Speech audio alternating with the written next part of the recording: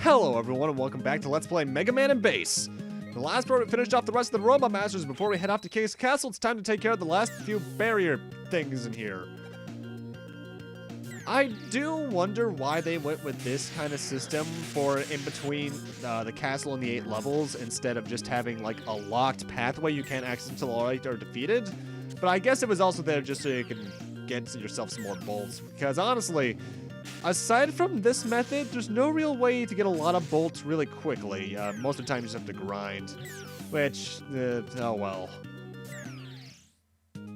Either way, before we head off to King, let's make one last stop at the shop, though I do stop here in between King 1 and King 2, just to get some extra lives. One thing I don't get that I recommend getting, though, is the thing in the bottom left, because that will allow you to consume less ammo with your special weapons, and for the boss of King 3, that's very useful. But I ended up getting the old energy equalizer and the super recover, which means basically I now have a way to keep myself in better health.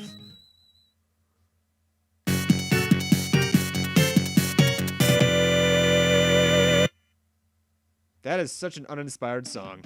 Either way, the King Castle, King 1 honestly isn't that bad. There are separate paths depending on which character you're playing as that you have to go through every now and then. And it feels like they're really built around the character's abilities. Some of the platforming in the Megaman section, if I can recall, is a bit tough, but it's not the worst thing ever. Now, one thing I have yet to go over is King's bio in this game. King, a robot who stood up to fight against humans in order to establish a human-free nation. Good point, he's a good speaker. Bad point, he's kind of suspicious. Likes chess and dislikes humans. Wow, he sounds like that guy from Mega Man X Command Mission. What was his name? The kind of main villain for most of it until that whole thing at the end of the game. Epsilon, there we go. I knew it was a Greek letter, I just couldn't remember what one it was for a second there. Command Mission's actually a surprisingly good game. It does have a few problems, and especially on minor gameplay issue side, but I still think it's pretty fun. Voice acting is pretty good too, all things considered. Some of the characters sound a bit bored, but if I recall, it was some of those actors' first time voicing a role in the Mega Man series, so I'll let it go. The one thing I don't really like about the castles in this game in particular, even though it's a complaint that you could share with most of the main series, at least in Classic, is that there's no real unique enemies. I mean, don't get me wrong, reusing enemies for a castle is no big deal. It's because, in fact, it's kind of a way to show you how well you probably adapted to their patterns by now. But having there basically be no unique enemies at all, that feels like a bit of a missed opportunity. Mind you, like I said, even though King 1's not that bad, I think that this is probably the worst castle in the series. Not in terms of just pure difficulty, I mean just in terms of design ideas. The hardest castle in the series to me is... actually. What would it be? Oh, and I died there because I forgot to jump. Hardest castle actually might be... 8 has some issues, 9 does as well, especially in terms of how it requires you to think ahead of time before you rush in like I usually tend to. Yeah, this might actually also still just be the hardest castle in the series. Well, main Classic series. I'm not counting like the handheld games and such. Because even though this isn't a numbered title, it's considered part of the Classic series on consoles, not so much handheld and such. In fact, I forget where, I think it's in some sort of the part of the ROM of the Japanese version of the game. Something along those lines, I forget the exact specifics. This game refers to itself as Mega Man 8.5. Though if I recall as well, this game's direct sequel on the Wonder Swans, also one of the few licensed games that Mega Man ever had that was like referred to in some book. Because there are a few games that Capcom just licensed away to other developers, namely the DOS games and such, and that's a monkey. Well, Monk King, eh? And his partner are the boss for this stage. Meet Atetemino Proto. I don't know what that's supposed to be. I guess it's a reference to the thing from 8. This is actually a pretty cool boss idea. Basically, you need to stand on the platform on the left and get close to the lava, but not touching it, in order to make the enemy himself hittable on the right. He's weak to copy vision, so you really just have to focus on jumping and not dying in this. And I really like the design of this. There's one kind of dickish moment with it, but overall, I think this is a pretty cool boss. As Mega Man's strategy, well, that was a voice crack. As Mega Man's strategy is basically the exact same. In fact, I think it might be a bit easier because I think his shots do more damage with Cop Division, but do not quote me on that because I have not played as Mega Man in this game, honestly, in about 8 years. Just because I really cannot stand Mega Man in this game. I love him as a general thing, obviously. When he dies, jump to the right because the platform falls since he rises all the way to the top, and that means you would get dunked right into the lava, killing you. But King 1, not a bad stage, and I'm actually skipping the stage select from now on because I don't really need to. Also, I recommend you go buy as many lives as you goddamn can because welcome to the worst stage in the game, King 2. Why is it so bad? We're here for the rest of the part. This stage is long. There's only, I think, 3 checkpoints in the entire thing. Technically 4, actually, now that I think about it. And most of it is boss fights. Not being a boss rush, just new boss fights. And not even, like, well-designed boss fights. In the Game Boy Advance version in particular, this level especially sucks. And as Mega Man. If you're playing as Mega Man in the Game Boy Advance version, I feel sorry for your soul. The individual sections between the boss fight aren't that bad, admittedly. There's nothing really overly horrible about them. It's just the boss fights themselves that really make this stage drag on and be not what it should be. Also, I should mention, if you game over at any of the bosses later in the stage, you have to restart the stage over. First boss of King 2 is the King Tank. The King Tank, you have to destroy 3 points on. The head on top, the little bulbous thing on the left, and something in the bottom right. Best strategy for this is to use the remote bomb just to get a lot of hits in, though if I recall, spread drill is also very useful. In terms of attacks, his head, well, each one of the parts actually has its own attack. The head fires those mines which explode above and below the platform. The red thing has a little machine gun attack, and one on the bottom right will spawn those little green soldier guys while leaving itself vulnerable. And then the tank itself has an attack where it'll just charge to whatever side you're on. You have to just avoid it to your best ability. This boss fight isn't too bad, but it can take a while, and his damage output is a bit ridiculous. In fact, I'll say right now, I died to every boss in this entire stage. Not just because I wasn't unprepared, but also just because I was not on my best playing the night I recorded this entire game. I usually die a lot in this game anyway, but in particular, then I was just like, oh, I am not doing that well at all. I'm trying to see if King Tank himself has a particular weakness. Remote Mine and Lightning Bolt. Yeah, that sounds about right. I prefer Remote Mine because Lightning Bolt is also the weakness of the final boss of this stage. So I like to conserve it for that, though you'll likely get enough ammo between them just to refill it. So go it the way you like. Those are the 2 recommended weapons. Hopefully that doesn't happen to you. So I died. And on the second fight, I actually destroyed the head first, because the bomb attack is probably the most annoying one it's got, because the machine gun and soldiers in charge aren't that bad. The charge is the worst other thing he has, really. And in case you're wondering how long it took to get back to this point, that was about 5 minutes. In fact, the way I went about recording the stage was that the stage itself is split into 3 sections. I recorded each of those 3 sections 3 different times, chose the best run of the 3, and the total for those 3 best runs was 45 minutes. It's now under 20. I died a lot. Screw you, King Tank. You're not the worst boss in this stage, but you're still pretty bad, especially in Game Boy Advance, where you don't really have a way to see him coming. Section 2, well, first off, whenever you see that fade to black, that's me doing the thing I just mentioned, where I either went back to re-record the first section or started a new session to record the second section of the level. Not the most clean way I could have done it, but yeah, well. Stage 2, thankfully, does start with a good amount of pickups just so you can get yourself back up to max health and such. And actually, there's actually a life in that chest to the far right, by the way. But let's just say that this is the worst section of the stage. You'll see why in a moment. Ugh. Oh, hey, telebombs.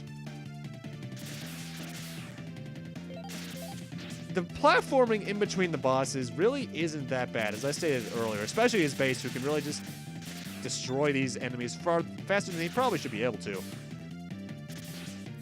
Though getting stuck on ladders like that can be annoying. I like the song, though.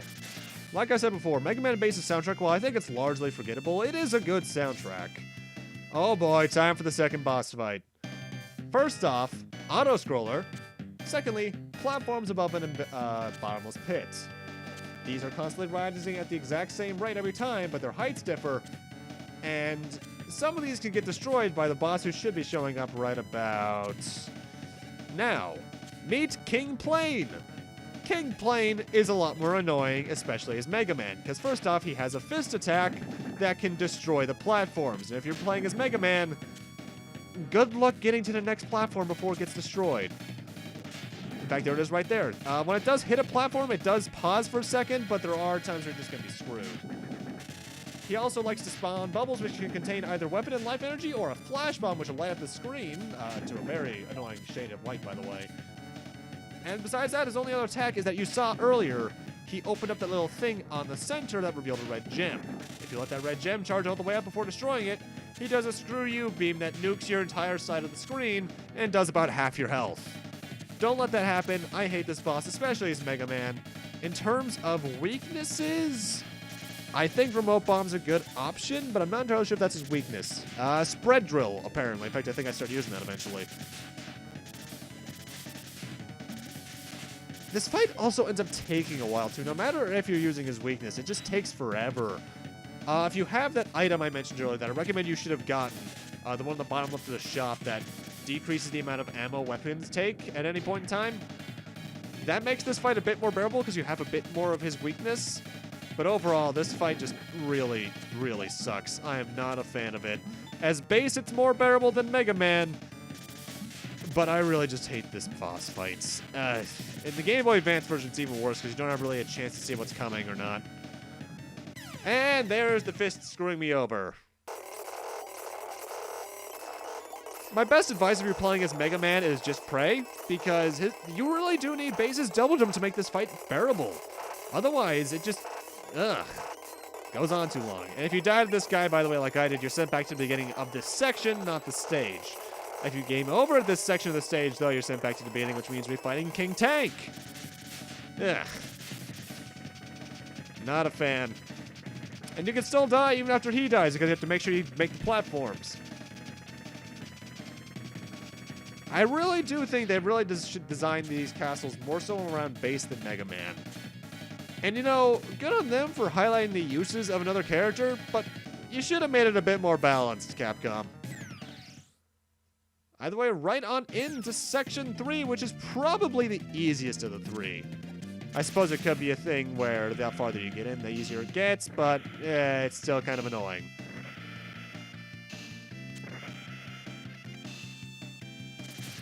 I think it's also the shortest section, because I think we're coming up on the end of it, right up here to the right. No, wait, no, there's still one horizontal hallway. I like the color scheme, though. That red with that kind of brownish looks pretty nice. Oh, this is something that's only ever, I think, in like 2 areas of the game. Gray ice blocks. They can only be destroyed by spread drill. The ice blocks that we saw on like Coldman stage, those usually contain CDs, actually. And you can destroy them with the wave burner. All right, here we are. I recommend you fill up lightning bolts, because that's just going to be useful. Congratulations on making it this far. It would appear that I've underestimated you. But your battle ends here. Consider it an honor to be destroyed at the hands of King himself. Okay, you cannot win this fight. He's invincible. If you shoot a shield, it shoots back at you. What you want to do is wait. He'll jump back a bit and do this. He'll fire X's and the pattern of down, down, up, down, up. Double jump over those 3 times. Well, no, double jump over the 3 volleys that which are all in that exact order, by the way, and you're fine. Don't get hit because he hurts a lot. And if you die to this fight, the later portion of it, you still have to redo this, so that's kind of annoying.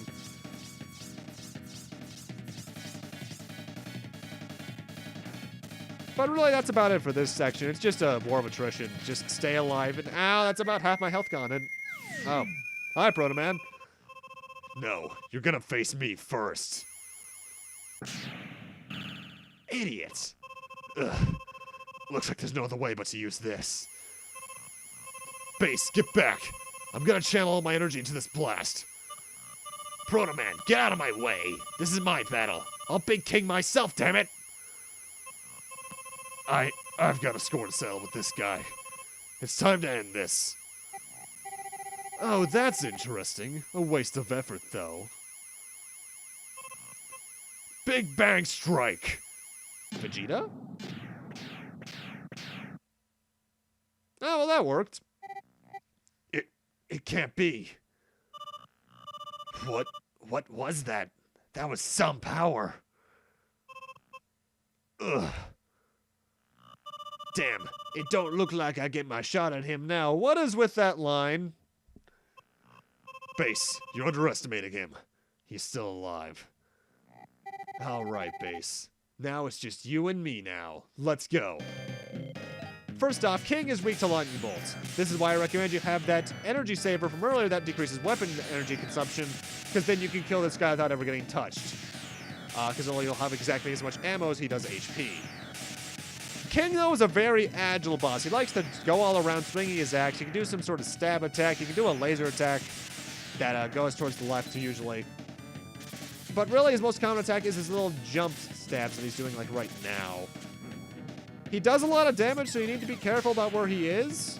But as long as you have lightning bolts, and like I did on my second life, where I saved it for the later half of his health, you should be fine. I lose. Why do you go as far as to fight for such lowly beings like the humans? We mechanoids are better. We robots are more advanced than humans.